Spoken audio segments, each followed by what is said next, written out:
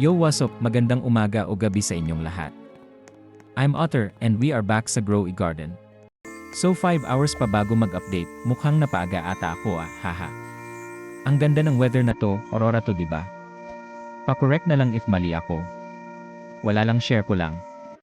Pakitaan ko kayo guys ng OB skills ko, ito na first attempt, watch. Basic lang to guys, haha. O see, ito nasa laser na tayo. OB. OB. OB. Sabi dito only one is safe.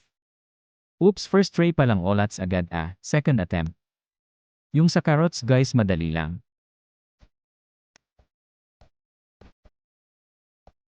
Aray, nadali tayo sa laser. Third attempt, tatapusin ko na to sa pangatlong attempt, watch.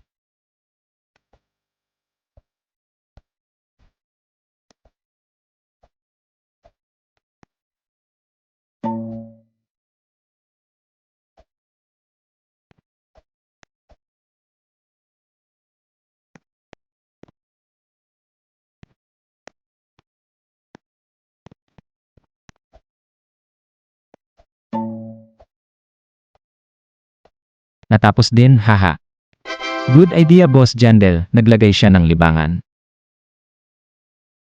8 minutes before update, yung seed na inaantay ko is yung burning bud seed, alam ko masakit sa bulsa, hahaha.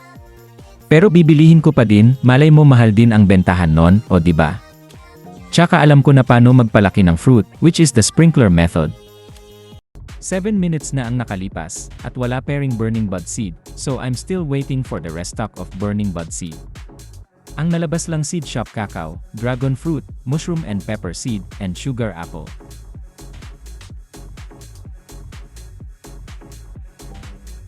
Jandel asking if you should do burning bud.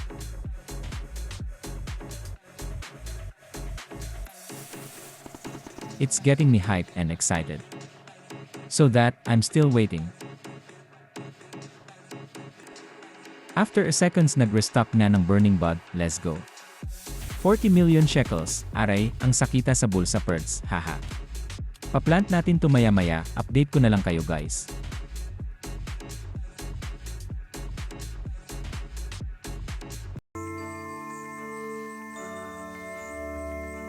And that's it guys, subscribe na lang kayo.